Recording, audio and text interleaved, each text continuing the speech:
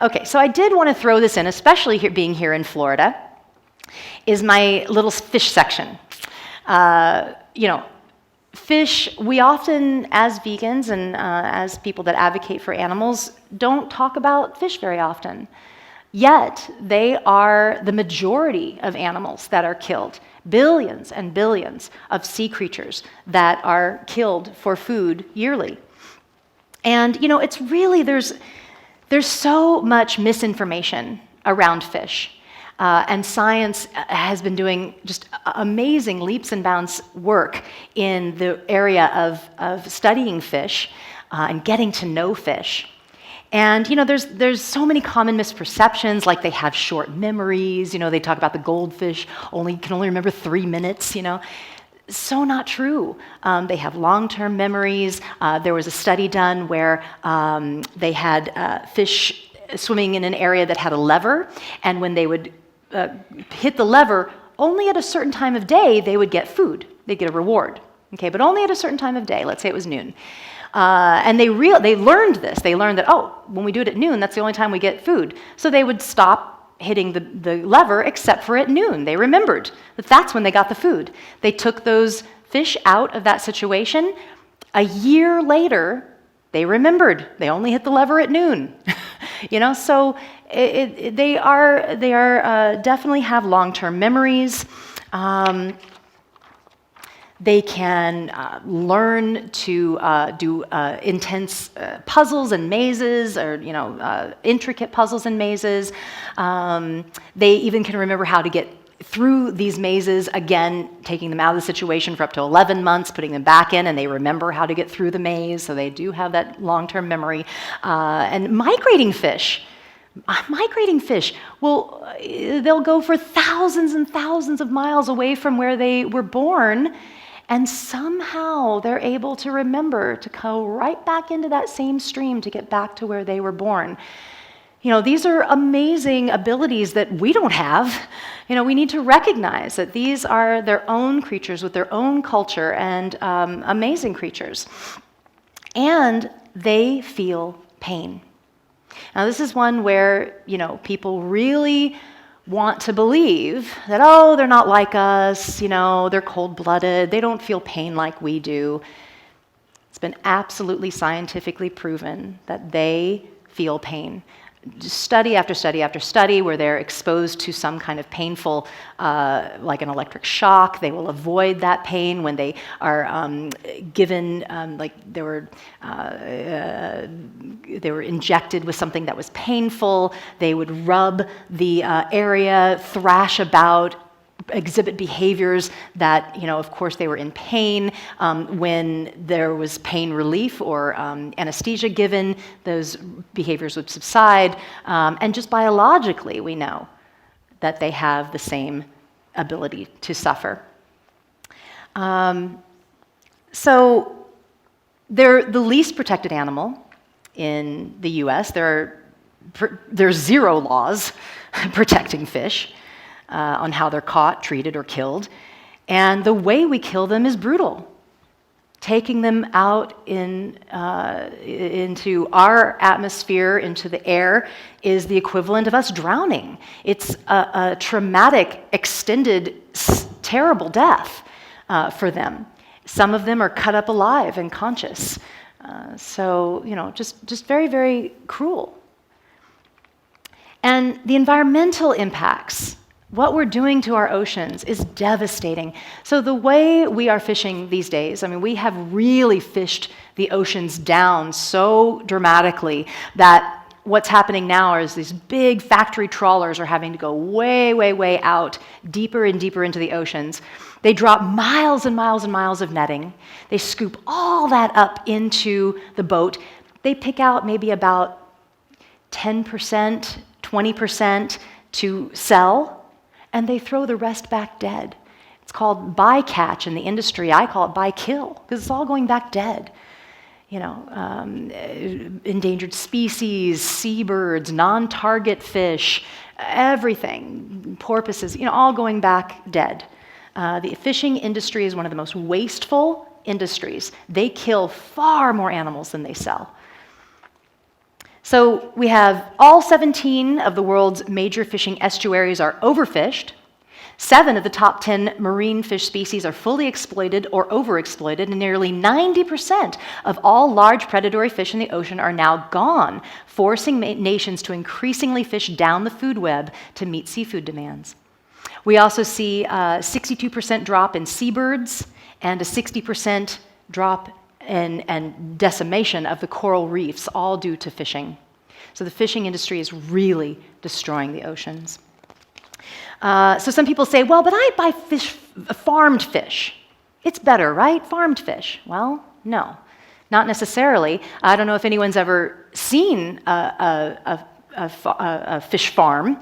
I have, and they're often next to a large body of water. And if you see the large body of water, it's clear and blue like water should be. And then you look over at the fish farm, and it's just black. The water is just muck. And you're like, gross, what is going on? And then suddenly, you're seeing all these fish. There's so many fish crammed into this tiny area. And they, it's basically they're in their waste. They are swimming in their own waste. It's disgusting. And these places are just notorious for dumping an arsenal of chemicals into the water, antibiotics, other chemicals, to try to keep the fish healthy enough to be slaughtered in this terrible environment. And of course, what are they feeding those fish? Wild-caught fish. So the industry kills far more fish than it produces. Fish farming is not the answer. Now, this is an interesting one. Over half the world's fish catch is fed to livestock. In fact, more fish are consumed by U.S. livestock than by the entire human population of all Western Europe countries combined. How incredibly wasteful. It's a cheap source of protein. Very, very wasteful. And now this is a really interesting one. This research is just coming out. When fish are in a natural state, and we have lots of them in the ocean, their waste is distributed through the water, and that actually sequesters carbon. It actually draws carbon from the atmosphere, the fish waste. Because we have overfished the ocean so dramatically, we're seeing a hastening of global warming from that lack of carbon sequestering from the ocean. So it's just another factor in global warming. And it also just shows, the interconnectedness of everything. This planet is so beautifully put together. It's so perfect. And we are just, our hand has slashed and destroyed so much, and we don't even realize what kind of impacts we have. Here's a side impact that you couldn't even imagine. Okay, what about sustainable fishing? So we're seeing labels like, humanely caught, or not humanely, but sustainably caught in, Whole Foods. Even at Walmart, we're seeing different sustainably caught labels. Well, we have the same problem with these labels that we do with land animals. Zero regulation, very, very little regulation. What's a regulatory agency going to do? These ships go out for weeks, sometimes months. Really, you think someone's going to go out and watch their entire, weeks and weeks of operation? No, they can't afford that. They can't do that. So the fishermen can say what they want. A great example of how these labels mean nothing is the swordfish, the Nova Scotia swordfish fishing. So this is long line fishing, and this is another method of massive fishing where they put miles of a line, just miles and miles of a line, and down that line there's lines that come down with a bait along the way, okay? And they know with long line fishing that they're going to catch way more fish than the target fish that they're catching. They'll be pulling them in, and then maybe every 4 to 7 to 10 lines they'll get the fish they're fishing, and all the rest are just thrown off dead. With swordfish, the Nova Scotia swordfish, they actually, for every 1 swordfish they're killing, they kill 2 endangered blue shark. This is an endangered species, but they're killing them in massive numbers. And then they're able to stick the sustainably caught label on them. This is the Marine Steward Fishing Council. Let me see, let me get the Marine Stewards Council on Sustainable Fishing puts their stamp right on that swordfish, yet it is killing massive amounts of endangered blue shark. So I want to talk briefly about catch and release. This is a really interesting one. So a lot of people, they want to keep the fishing thing alive. They want to, have that. It's a very American pastime. All of this.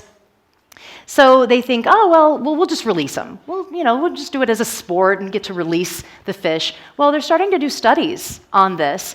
Guess what? Interestingly, a study by the Oklahoma Department of Wildlife Conservation found that 43% of the fish caught on the line and released died within 6 days. They tagged them and found that they died within 6 days. In another study, 89% of the fish that were caught died. It's so traumatic for their little bodies. There's a buildup of lactic acid that happens in their muscles from the traumatic experience. They can suffer mouth, throat, esophagus damage from the hook. Their skin and scales can cause damage from the handling. They can also suffer neurological problems and other issues from the lack of oxygen from being out of the water for that long. And, these things make them more susceptible to illness if they don't kill them directly. And interestingly, this one is just amazing to me. Switzerland and Germany have actually banned catch and release on humane grounds. They recognize that this is cruel to these fish, and they have banned catch and release, and they recommend that when you fish that you kill the fish immediately after being caught. So, we're recognizing, we're seeing that these animals suffer and they deserve to live. Okay, so I need to wrap it up soon. Running out of time here, but I did want to just mention I work for United Poultry Concerns. We're a national nonprofit that focuses on poultry that are raised and bred and killed for their meat and their eggs. And I just want to encourage you to think about, talk about, and focus on chickens. They are 97% of the animals that are killed for their meat and their eggs. For every one pig that's killed, 60 chickens are killed. For every one cow that's killed, 190 chickens are killed. We kill 35 million cows a year in this country. We kill 35 million chickens a day in this country. So many more little lives. Their bodies are much smaller. They don't feed as many people. And often when people are saying, I'm cutting back on meat, if you poll them further, they're just cutting back on beef and pork and replacing that with chicken. Because there's these myths that chicken is healthier and chicken is more environmental and chickens are stupid and don't know what's going on. All myths. No difference than the cows and the pigs and all those impacts. So, I go into much more detail in the book. I'm going to wrap it up now. And I've got all kinds of great stuff in the book that I just don't have time for. I go way more into the fishing issue. I go into even talking about lab-grown meat and in vitro meat, which is an interesting one. So there's lots of great stuff in the book. I encourage you to get it if you can. And I just want to end by saying this. So I've been vegan now for 25 years, and I've seen amazing progress, just incredible progress.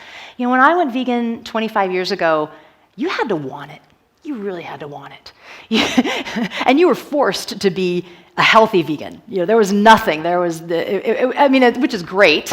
Of course, we want to be healthy vegans, but all there was vegetables and fruits, and it's amazing how far we've come. People know what the word is now.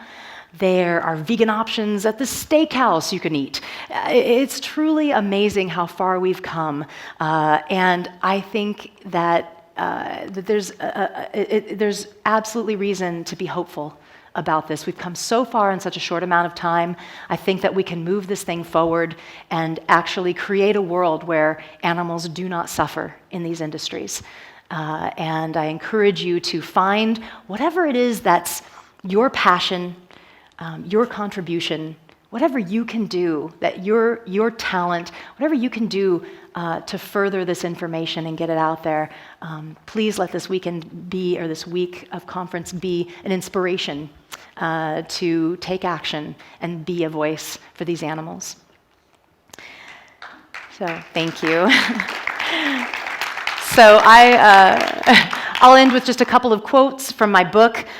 This is one: there is an intrinsic element of cruelty in animal agriculture that cannot be eliminated with any small-scale operation or organic label. It's a business, making money on the bodies of other sentient beings. This can never be free of a fundamental insensitivity and a deep betrayal that runs counter to any humane treatment of another.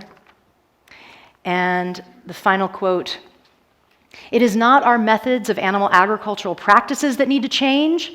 It is our unwillingness to let go of animal products and animal farming. Thank you.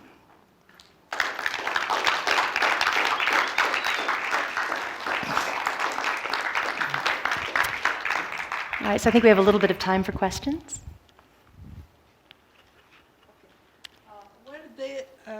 So speak right into the mic so everybody can hear you. That's too loud. Okay, were there any studies on morbidity, mortality, and longevity of vegan compared to omnivore? Oh, you mean for people? How long they live? The morbidity, and mortality, and longevity, all those three elements. Sure. So, and just as a disclaimer, health is not my forte. That's not what I focus on or research, but I do know some about it, and yes, absolutely, there are studies, and I think I even cite one in my book, that vegetarians live longer than omnivores, and vegans even longer. And I have, I think, the numbers for men and women in my book, so that's true. But interestingly, when you first started the question, I thought what you were going to ask, and it's something I didn't mention, is that in cage-free operations for chickens, the mortality rate can be higher than with the battery cages.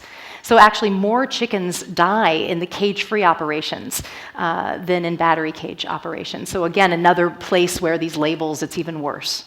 So. My second question. So, well, okay. Go ahead. Well, I was just going to try to get someone else in. I think we only have 3 more minutes, but it's up to the host. What do you think? Okay, go ahead. All right. I want to know your take on animal slaughter as a sacrifice for religious belief. I don't know if I really want to touch on that. I don't have a lot of knowledge around that. I don't think it's an issue. I mean, I like to focus on the big picture and things that, you know, that are affecting millions of animals. I don't think I'm going to speak to that. Okay. Yeah, go ahead. First thing is, I want to thank you for your research, because my eyes have been opened about these alternative, more humane methods, and I'm happy you dealt with this horror to expose it to us. But I have 2 more issues. One is, I guess I philosophically disagree with you in the sense that I think suffering is worse than death. And you are making the point that death is the worst thing. So that goes into my desire to help the turkeys, which I had heard that there was a more humane way to do it. And you sort of didn't think that was worthwhile because they're going to die. But for me, I sort of want your response, but I want you also to know where I'm coming from. For 20 years, I spent my life helping injured, rescue, rehabilitation, and education about injured birds, seabirds, shorebirds. And first of all, I mean, nobody talks about roadkill, which is slaughtering hundreds of millions of birds, animals all over the world. Yeah, there are organizations working on that, yeah. Yeah, well, I don't know of any, but I spent 20 years doing it. And in the ones that you can rehabilitate, yes, you get back into the wild. But then there's ones you can't. You can only keep so many of them. And for us, it was sometimes, it was their, if they can't live a quality of life, you wanted to get them out of their misery. And maybe that's why I believe that suffering, that there are things you can do short of where we know we ultimately want to go, because the whole thing's a horror. So I just wanted to... Well, I mean, of course, I believe in euthanasia. If an animal is suffering, if your cat is in its last stages of life and it is on its deathbed and suffering, absolutely. Put them to sleep and let them have a humane death in that way. But we're not talking about that. We're talking about young, healthy animals, that are suffering and dying. So in that instance, I think that death is worse. For a young, healthy animal. I absolutely believe in euthanasia, sure, but that's a completely, I think, different situation. So. I just want to thank you for your research and all that you've done. I mean, I grew up, my dad was a butcher, and we grew up where we had cows and pigs and, everything, and we slaughter them, and I watched my dad do it, and we didn't even think anything of it. But you have awakened my consciousness to, what's going on, because I said we didn't even think anything of it. So I just want to thank you. My daughters are vegan, and when my daughter went vegan at 18 years old, I couldn't understand, why would you go vegan? But I just want to thank you for that. Okay, absolutely. And, thank you. Thanks, everyone. And as my brain's been working as we've moved forward, I would like to address something about the religious issue, and not necessarily religious slaughter, but that there are many, many religions that have that started with animal sacrifice as a method of worship, but have moved out of that, recognizing that we need to be more compassionate and that animals are suffering. And the Vedic religion is a great example. There was much animal sacrifice in the Vedic religion in ancient India, but it evolved and moved into Hinduism, Buddhism, Jainism, and actually shifted 360 and is now all about compassion and the golden rule: do unto others as you would have them do unto you. We are expanding our circle of compassion to include animals, and I think religions are recognizing that. And even in the Christian religion, God, He didn't mince words. He said, "Thou shalt not kill." He didn't say, "Thou shalt not kill those of your own kind," or "Thou shalt not kill humans." He just said, "Thou shalt not kill." And I see that as do the best that you can do to not cause suffering. And it's easy to not kill animals. We can be vegan. We don't have to kill animals. So I think that can be included in that message in Christianity and in all the world's religions. Compassion is a central part. And I think we're seeing more and more and more opening of religions to include animals in our circle of compassion. Thank you. I just want to mention that a lot of Islamic or Muslim states, they do the sacrifice every year. Sure. And the head of states, of those states, they are also the religious, power, whatever. So whatever they tell people, they have to do it. So they have to sacrifice. It's kind of mandatory to sacrifice to animals every year. It happens, like they call it some Adha. There's Eid and others. Eid Adha, something. yeah.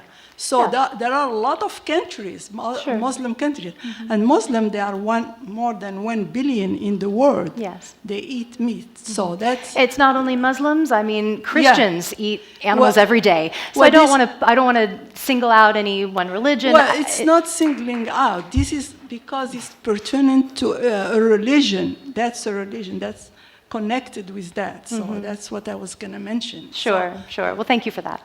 All right. Thanks, everyone.